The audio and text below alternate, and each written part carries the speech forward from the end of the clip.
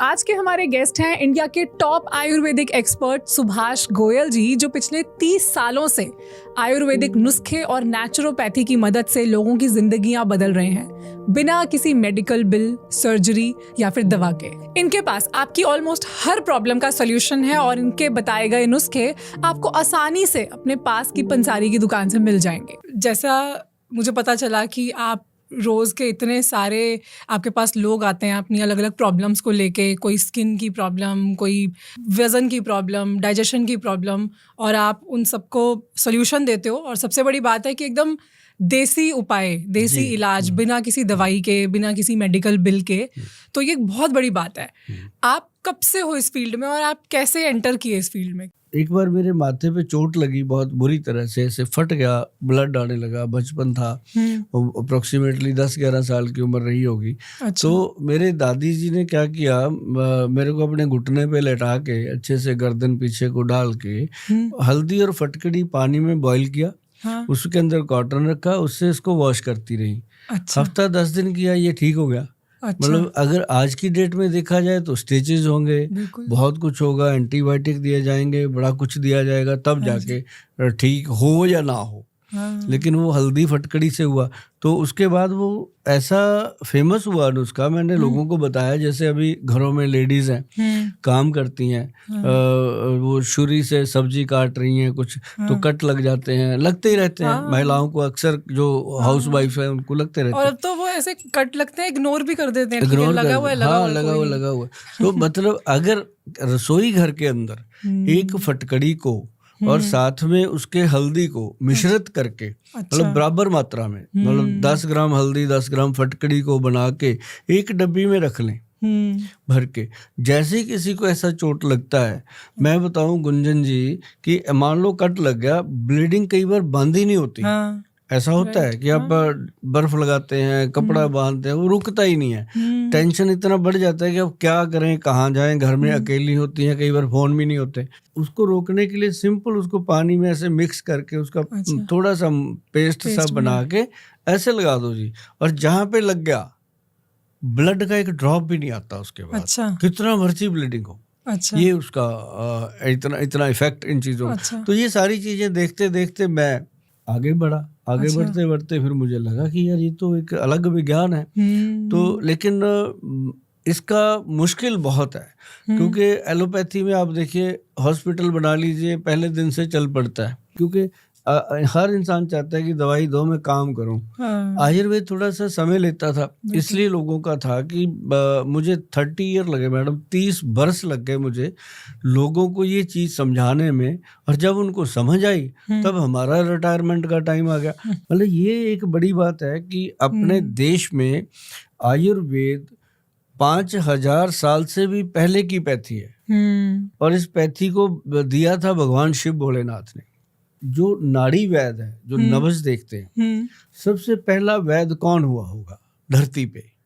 अभी आपने बताया, हो सकता है ये शिव शंकर ही। हाँ, शिव भोले अच्छा। के बाद ये शिव का सबसे बड़ा जो भगत, जिसको कहा जाता है, जिसको हम हर साल जलाते हैं पुतला बना के, रावण सबसे बड़ा वैद हुआ, नाड़ी वैद। उसके पास इतना, उसका ग्रंथ है रावण साहित्य। उस ग्रंथ के अंदर इतने नुस्खे दिए हुए, मेरे पास है, वो बड़ा वो दुर्लभ है। मतलब उसके अंदर इतने नुस्खे हैं, सिंपल भाषा में बनाया हुआ है वो।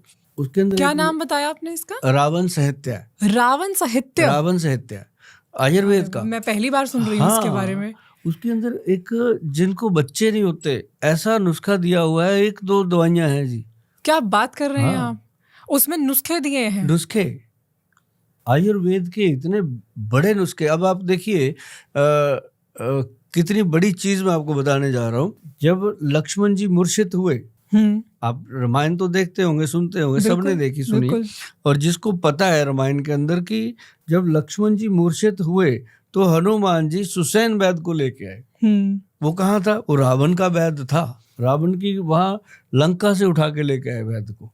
तो उसी वैद्य ने आके बताया कि फला पहाड़ी के ऊपर ये बूटी मिलेगी, संजीवनी लेकर आओ। उसके ऊपर जितनी जड़ी बूटियां हैं आप मैडम सोच भी नहीं सकते कि ये इतना बड़ा विज्ञान है। इसको दबा दिया गया था। जब अंग्रेज आए 200 साल राज करके गए, उनको एक बात पता थी कि हिंदुस्तान के लोग अगर ये हल्दी फटकड़ी से ही ठीक होते रहे ना तो यहाँ पे हम कैसे राज करेंगे। मतलब आप देखिए कि बुखार चढ़ जाता है ना तो गिलोय पी लेते थे, छींक आती है, नजला कोल्ड हो जाता है तो थोड़ी सी काली मिर्च, थोड़ा सा वो क्या मलट्ठी और उसके साथ वो दालचीनी डाल के पानी में बॉईल करके पी लेते थे, ठीक हो जाते थे। तो अंग्रेजों को तो बड़ी तकलीफ हुई। उन्होंने हमारी जो सबसे बड़ी आयुर्वेद की यूनिवर्सिटी थी जला दी, एक एक ग्रंथ जला दिया। वो अपनी तरफ से इसको खत्म करके चले गए थे। लेकिन ये संजीवनी है, ये राख से भी पैदा हो जाती है। आपने देखा होगा मैडम, एलोवेरा माना गया है ना कि संजीवनी है। वो एलोवेरा राजस्थान में पैदा होता है जहाँ पानी की बूंद भी नहीं मिलती, ऐसी मिट्टी में पैदा हो जाता है। तो मतलब आयुर्वेद जो है ये मेरे रोम रोम में बस गया।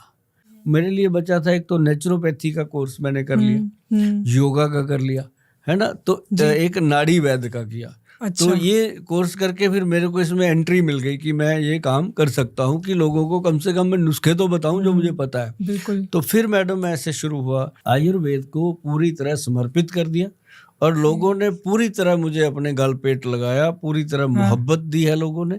और मैं समझता हूँ कि मेरा ये जीवन जो है वो सार्थक हुआ है और मुझे अब दुनिया से जाने का कोई गम नहीं है। हमारे देश को एक बहुत ही महान आत्मा कह लो, बहुत ही योग्य पुरुष कह लो, जो मिला प्रधानमंत्री के रूप में। उन्होंने एक बहुत बड़ा काम कर दिया कि आयुष डिपार्टमेंट बना दिया। बिल्कुल। भारत में जो यूनिवर्सिटियां अंग्रेज जला के चले गए थे उसको आयुष डिपार्टमेंट के माध्यम से खड़ा कर दिया। ये बहुत बड़ी बात हुई हमारे आयुर्वेद लोगों राइट। और उसी की वजह से अब ये सारी चीजें धीरे धीरे वापस आ रही हैं। लोगों का इंटरेस्ट भी आ रहा है। हाँ? और इस पे अब हम देखते हैं सोशल मीडिया पे भी बहुत कंटेंट होता है और आप जैसे, स्पेशली आप जैसे लोग जो इस तरह के प्लेटफॉर्म्स पे आके या फिर अपनी वॉइस के थ्रू जो अवेयरनेस फैला रहे हो, ये बहुत ज़्यादा ज़रूरी है। जैसा आपने बताया कि ये हमारी इंडियन चीज़ है, खजाना है ये हमारा, तो ये कहीं जाना नहीं चाहिए। मैडम दुनिया में एक ही चीज़ है कि हम लोग हर चीज को इज्जत देते हैं। गऊ को माता कहते हैं, भारत को माता कहते हैं। कोई कहेगा अमेरिका माता, कोई कहेगा कनाडा माता, नहीं कहेगा भारत माता। भारत माता कहेगा। ये एक गुलदस्ता है, इसके अंदर जो भी चीजें हैं, जैसे मान लो अगर आयुर्वेद हमारी विरासत है, आयुर्वेद हमारी धरोहर है, तो हमें पता है कि आप भी जो जी रहे हो, हम भी जो जी रहे हैं, सारी दुनिया जो जी रही है, ये आयुर्वेद ही है। लेकिन मैं एक बात जरूर कहता हूँ कि जब भी कोई नुस्खा आप सुनते हो या आपको कोई बता के जाता है, चाहे वो सुभाष गोयल ही क्यों ना हो, कोई भी बता के जाता है, तो अपने किसी भी नजदीकी वैद्य से, डॉक्टर से या अपने घर में बड़े बूढ़ों से सलाह करके उसको इस्तेमाल कीजिए। ऐसे अंधविश्वासी कोई भी चीजें नहीं करनी चाहिए। ये बहुत इंपॉर्टेंट बात की है आपने। सर मैं बात करना चाहती हूँ डाइजेस्टिव रिलेटेड प्रॉब्लम्स की, बिकॉज आजकल हर किसी को एसिडिटी, ब्लोटिंग, कुछ ना कुछ डाइजेस्टिव इशू रहता ही रहता है। तो इसके लिए कोई देसी सॉल्यूशन है आपके पास? अभी जैसे थोड़े दिन पहले मैंने नुस्खा बताया था मैडम, कि सौंफ, जीरा और अजवाइन, ये था गट हेल्थ के लिए। अच्छा। आपका गट हेल्थ कैसे ठीक रहे, सौंफ, जीरा और अजवाइन तीनों को बराबर मात्रा में लेना है और लेकर के तवे पे रोस्ट कर लेना है। ठीक है। उसके बाद उसको मिक्सी में डाल के ग्राइंड कर दो ठंडा होने पे। वो जो पाउडर है बॉटल में भर के रख लो। 1 चम्मच सुबह, दोपहर, शाम, 2 बार 3 बार खाना खाते हो 3 बार, 2 बार खाते हो तो 2 बार। पाउडर को चबा चबा के चूस चूस के खाओ, पानी से नहीं लेना। जब मुंह में खत्म हो जाए वो, फिर पानी पीना है, वो भी गुनगुना सा। अच्छा। आप देखेंगे कि जितना भी एसिडिटी था, जलन थी, पेट बाहर तोंद निकली हुई थी और लीवर फैटी हो रहा था, ऐसी सारी चीजों के लिए इफेक्टिव है। अच्छा। अब इसको अगर डब्बी में डाल के दे दूंगा टकेर चूरन बोल के, फिर तो लोग 2000 भी दे देंगे। अब मैं बता रहा हूँ कि 200 में बन जाएगा, तो बहुत सारे लोग डाउट करते हैं कि क्या करेगा ये सौंफ, जीरा, तो ये तो ऐसे ही बताई जा रहे हैं गोयल साहब। इसे हम पानी में भी बॉईल करके ले सकते हैं? ले सकते हैं। तीनों चीजों को पानी में उबाल के फिर उसको छान के भी ले उबाल के लेने से ज्यादा बेटर बताऊं जब हम उबालते हैं तो इसके काफी जो प्रॉपर्टीज होती हैं वो चली जाती है। अच्छा। अगर इसको पानी में डाल के रात को रख दें, हाँ। मतलब गुनगुने पानी में रात को डाल के रख दें, सुबह पी लें। सुबह उसको पीना। और अगर आपको लगता है मैंने दिन में पीना है तो आप उसको इतना क्वांटिटी में डाल लो कि दिन में 2-3 बार उसको पी सको अलग अलग से। तो ये बहुत इफेक्टिव है। थोड़ी कुछ कॉमन बीमारियों की बात करते हैं। मेरे पास बहुत लोग आते हैं और बहुत लोगों के मैसेजेस भी आते हैं जो अपने वज़न से परेशान हैं। वज़न के लिए आपके पास क्या इलाज है? किसी का वेट बढ़ रहा है और आजकल तो ये प्रॉब्लम बढ़ती जा रही है, ओबेसिटी इंडिया में। तो देसी तरीके से अगर किसी को अपना वज़न घटाना हो 5, 10, 15 किलो, तो क्या ये पॉसिबल है? और अगर हाँ तो कैसे? ये बिल्कुल पॉसिबल है। क्या होता है मैडम, जब वेट बढ़ना शुरू होता है ना तो उसमें बॉडी के अंदर एक दोष पैदा होता है। अच्छा। थायराइड। थायराइड जो है वो कम हो जाए या बढ़ जाए ये नुकसान है। थायराइड ग्लैंड जो है इसी की कृपा से हम चलते हैं। सबसे बड़ा इसका रोल है बॉडी में। हाँ जी। तो इसको नॉर्मल रखने के लिए, देखो मैं कहाँ से वेट कम कर रहा हूँ, ध्यान रखिएगा। नॉर्मल रखने के लिए काली मिर्च, मग पीपल और सौंठ, सूखा हुआ अदरक, और इसके अंदर एक बहेड़ा और एक इसमें डालना है बाइबडिंग। बाइबडिंग जो होते हैं वो डक्के से होते हैं, जड़ी बूटी है, पंसारी दे देते हैं। तो बाइबडिंग डाल के ये 5 चीजें हैं मैडम, 5 का पाउडर बनता है बहुत अच्छा। और होता तीखा है क्योंकि काली मिर्च भी तीखी है, सौंठ भी तीखा है, ये तीखा पाउडर होता है। एक कैप्सूल में आ जाता है, एक चुटकी भर। अच्छा। लेके ऐसे मुंह में रख लो, उसके अंदर मुंह में सलाइवा बनता है। अच्छा। पानी भर जाता है पूरा। अगर उसको चूसते रहो तो पूरा 1 गिलास पानी जितना पानी पेट में चला जाता है मुंह से, सलाइवा बन के। अच्छा। नोटिस नहीं करते अपन। तो वो जो सलाइवा है ना जी, वो थायराइड ग्लैंड का पोषण करता है, इसको ग्लैंड को।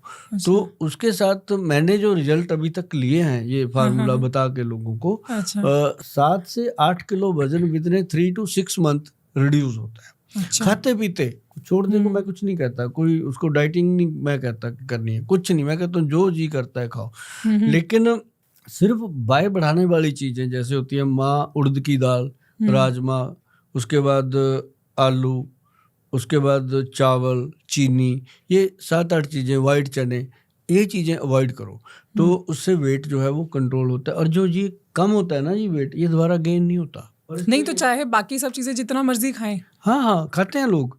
और सुबह त्रिफला पाउडर खाली पेट, और ये 2-3 बार दिन में, ये वाला 2 बार, 3 बार भी नहीं, 2 बार इसको मुंह में रख के चूसते रहो। और आप देखेंगे चंद दिनों में ही आपकी जो जीन नहीं फंसती थी आने लगती है। और इंच लॉस होता है। पहले 1 महीने में इंच लॉस होता है, फिर 2-3 महीने में वेट लॉस होता है। तो ये एक बहुत बढ़िया फार्मूला है वेट कम करने का, और इसको हमने नाम दिया हुआ है फैट गज केसरी। अच्छा, ये तो आपने बताया कि जिन लोगों को वेट बढ़ने की वजह से थायराइड की भी प्रॉब्लम हो जाती है। अब कुछ लोग होते हैं जिनको थायराइड तो नहीं है पर वैसे वेट बढ़ा हुआ है खाने पीने की वजह से, क्योंकि बाहर का जंक बहुत खा रहे हैं, घर में खाना बनाने का टाइम नहीं है, या फिर कोई पीजी में रहता है या कोई अकेला रहता है, उसके घर में किचन नहीं है, मतलब घर पे नहीं बनता। इन वजहों से भी लोगों का पेट निकलता है बाहर, वेट बढ़ता है। तो उनके लिए कोई सोल्यूशन? पेट निकल जाता है। हाँ जी। पंचम गोंद घटाए तोंद, क्या है ये पंचम गोंद? आयुर्वेद का नुस्खा। ये जो 5 चीजें मैंने बताई हैं, पाउडर बन गया, ये तो रख लो साइड पे।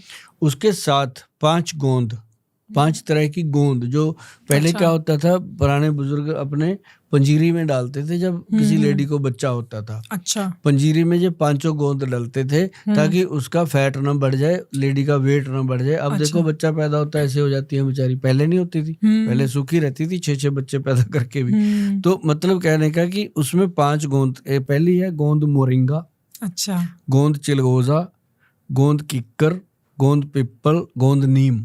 5 गोंद मिलती हैं पंसारी से।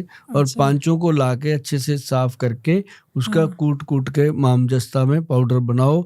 उसके अंदर वो जो पाउडर था, काली मिर्च, मग पीपल, सौंठ वाला, बाइबडिंग वाला और बेहड़े वाला, वो पाउडर 100 ग्राम, तो 50 ग्राम ये पंचम गोंद मिक्स करके ग्राइंड कर दो मिक्सी में। तो उसका लेना शुरू कर दो। जिसको मतलब किसी भी कारण से वेट बढ़ रहा है, अच्छा, तो ये कमाल का नुस्खा है। ऐसे नुस्खे लोग बताते नहीं जो मैं लोगों को बता के जाता हूँ। और मैं जो नुस्खा बोलता हूँ उस नुस्खे का नुकसान नहीं होता, और जिसका नुकसान होता है वो मैं बोलता नहीं।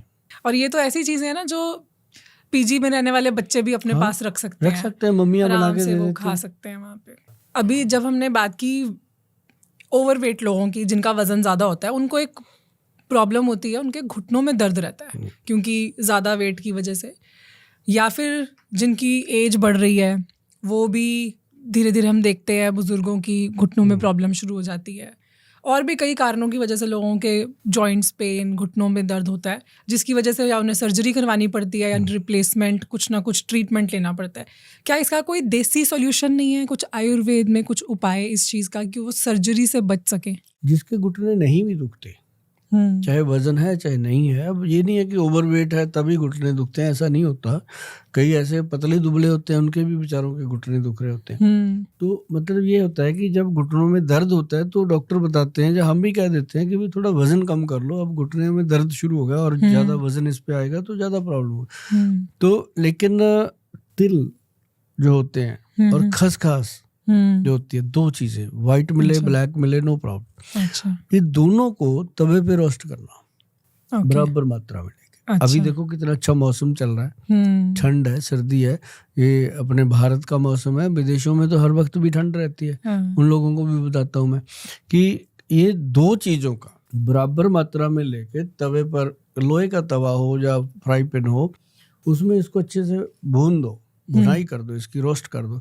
तो ये जब आप इसकी भुनाई करते हैं, रोस्ट करते हैं, तो इसके अंदर जो बैड गुण होते हैं वो खत्म हो जाते हैं, जो फैट बढ़ाने के होते हैं वो। अच्छा। तो ये आप इसका 1 चम्मच रोज रात को खाओ। अच्छा। इसको सेमी पंजीरी बोला गया है। अच्छा। वो चीज है, मतलब इसको चबाओ और चूस चूस के खाओ। और इससे क्या होना है कि आपका जो घुटनों में कह देते हैं कि फ्लूइड, जिसे ग्रीस कह देते हैं, खत्म हो गया। वो फ्लूइड की सेटिंग होती है, जैसे ही वो फ्लूइड बढ़ने लगता है, कार्टिलेज बढ़ने लगता है, तो पेशेंट जो है उसको रिलीफ मिलने लगता है। तो एक तो ये बहुत अच्छी चीज़ है। अच्छा। दूसरा, उन लोगों को चाहिए कि अपना खान पान सेट कर लें, बहुत इम्पोर्टेंट है। जब तक कोई बीमारी नहीं है, मैं कहता हूँ कुछ भी करो। जब गॉड ने आपको चिट्ठी डाल दी कि अब तेरी तैयारी है भैया, तो उसको समझना चाहिए कि अब अपने भगवान के पास जाना है, सही जाना है, सात्विक बन के जाना है, अच्छा खाना खाओ, जो खा लिया खा लिया। तो उसके बाद आप पौष्टिक आहार, उसमें बाय वाली चीज़ें बंद करनी पड़ती हैं। और ब्लैक कॉफ़ी पियो, ब्लैक टी पियो, मस्त मतलब रिजल्ट आता है इसका। और एक चीज़ है, इसमें आइसक्रीम नहीं खानी, कुल्फियाँ नहीं खानी, मतलब ठंडी चीज़ें कम। अच्छा। ये नहीं मैं कहता कि पूरी तरह साधु बन जाओ, लेकिन ये जरूर है कि बहुत कम, जैसे 2-3 महीने में एक आध बार आइसक्रीम खा लिया तो कुछ फर्क नहीं पड़ता। अगर आप कहो कि मैंने हफ्ते में या 2 बार 3 बार वीकेंड पे खाना है, या विस्की पीनी है, बर्फ ठोक के लेनी है, बियर पीनी है, चिल करके पीनी है, चिल्ली चिकन आग की तरह गरम, बियर चिल, तो वो क्या करेगी? आप देखो मैडम, इमेजिन करके कि कोई इंसान आपके सामने बैठा है, ये मान लो बियर का गिलास, उसमें बर्फ ठोक ठोक के डाल रहा है, इधर चिल्ली चिकन आ रहा है आग की तरह गरम, उसको पी रहा है, फिर वो उसको खा रहा है, क्या होगा? मजा आएगा। मैं ये कहूँगा कि ऐसा करने से अंदर अपना लीवर जो है, अपने जहाँ पे वो सामान जाके गिरेगा, वो गर्म सर्द हो जाता है। जैसे ही वो गर्म सर्द होता है तो अंदर जो है वो एक रिएक्शन होता है ऐसी चीज़ों का। वो जो भी बीमारी आपकी बॉडी में है, मैं ये नहीं कहता घुटनों की है, लीवर के साथ रिलेटेड कोई भी प्रॉब्लम है, उसको वो बढ़ा देता है, इम्बैलेंस हो जाता है, खराब हो जाता है। तो आप गुड़ का सेवन ज्यादा करो, जैसे ही खाना खाते हो उसके बाद थोड़ा सा गुड़ खाओ, मतलब थोड़ी गर्म तहसीर वाली चीजें जो बर्दाश्त कर जाए बॉडी। इतना भी गर्म ना हो कि अपने को बवासीर हो जाए, मतलब तासीर ऐसी हो चीजों की जो वफा करें, आपको फायदा करें। और एक चीज आपको और फायदा करेगी इसमें, दूध लो, अगर दूध पीते हो, नहीं पीते तो आप पानी ले लो गर्म, उसमें पंचम हल्दी डालो 2 चुटकी, 1 चुटकी हींग डालो, हींग विधानी हींग, और 1 चुटकी उसके अंदर काली मिर्च डाल लो। ये पेन किलर का काम करती है। और लेके देखो, कभी रात को सुबह उठोगे तो पता चलेगा बॉडी लाइट है। मैं एक्चुअली चाहती हूँ कि लोग जो भी अब आज की इस डिस्कशन को सुनने के बाद अपनी ज़िंदगी में जो भी उतारने वाले हैं, जो भी फॉलो करने वाले हैं, वो कमेंट करके ज़रूर बताएं, ताकि हम भी उनके कमेंट्स पढ़ेंगे, हमें भी अच्छा लगेगा, दिल खुश होगा कि कुछ आज उनको फ़ायदा हुआ। अगली बार दिल पे ही बात करेंगे। ठीक है, डन। ये तो बहुत इंटरेस्टिंग टॉपिक होगा। Thank you sir, thank you so much once again आपके टाइम के लिए और इतनी सारे ज्ञान के लिए। गुंजन मैडम, आप भी सदा ऐसे ही महकते रहो, चमकते रहो, ऐसे ही हमारे जैसे लोगों को बुला के पब्लिक की सेवा करते रहो। हम आपके लिए दुआ करते हैं। Thank you so much, thank you.